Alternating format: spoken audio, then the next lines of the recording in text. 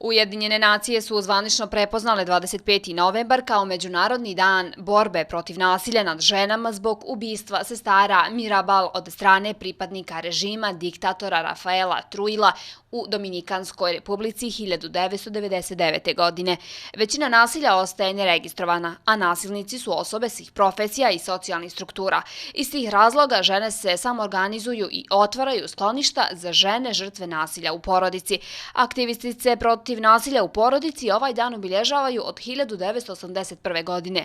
Jedna od njih je i Muradje Nokić iz udruženja žena Ana, koje postoji već 25 godina. Razlog zbog čega žena ne može da izađe iz nasilja, kad bi ona malo više bila slobodna, kad bi ona malo više imala samopoštovanja, da ona sebi kaže, ja hoću da izađem iz ovog nasilja, hoću da uradim nešto, pa da se obrati institucijama kao što su udruženja razna, kao što su i mnoge žene, mnogi ženski pokreti učinili ovo da se član 164 krivičnog zakona donese u zakonu član 164 gde se nasilje u porodici nije više privatna stvar. To je u stvari društveni problem, to je državni problem i to je mnogo dobro. Fizičko nasilje se ispoljava kroz različite forme fizičkog napada žene, od drmusanja, povlačenja za kosu, preko fizičkih udaraca,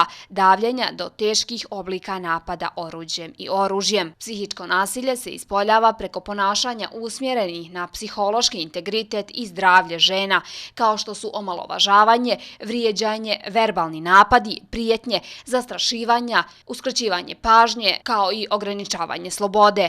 Na sve to, kaže aktivistkinja u borbi protiv nasilja nad ženama, trebaju i dužni su obratiti pažnju policija, razna udruženja za zaštitu žena, Centar za socijalni rad, kao i sudstvo. Institucije kao što je Centar za socijalni rad, kao što je policija, kao što je sud, mislim da oni trebaju najčešće i najbolje da donesu odluke šta će da rade sa tim nasilnicima. Policija prijavljuje tužilaštvu, tužilaštvo donosi razne akte, tako rješenja i presude i onda se nasilnik smesti tamo gde mu je mesto. Veliki broj žena se javlja udruženju zbog ovog problema, ali se iz straha povlače, ističe gospođa Nokić. Jave se i hoćemo da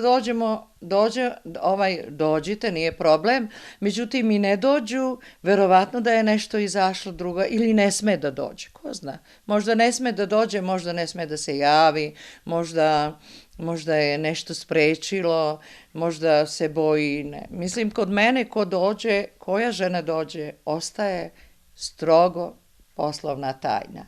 Nikad nisam nikome rekla koja je žena došla kod mene. Nego sam je uputila ili sam prijavila policiji ili Centru za socijalni rad. Podaci o prevalenciji pojedinačnih oblika nasilja ukazuju da je psihičko nasilje najrasprostranjenije, a da je najmanje zastupljeno seksualno nasilje, odnosno silovanje u porodici. Ovaj dan koji se u svijetu obilježava narandžastom bojom, ujedno je i dan kojim počinje 16 dana aktivizma. Globalna svjetska kampanja koju obilježava 1700 organizacija u preko 100 država svijeta, a koja se završava 10. decembra, Danom ljudskih prava.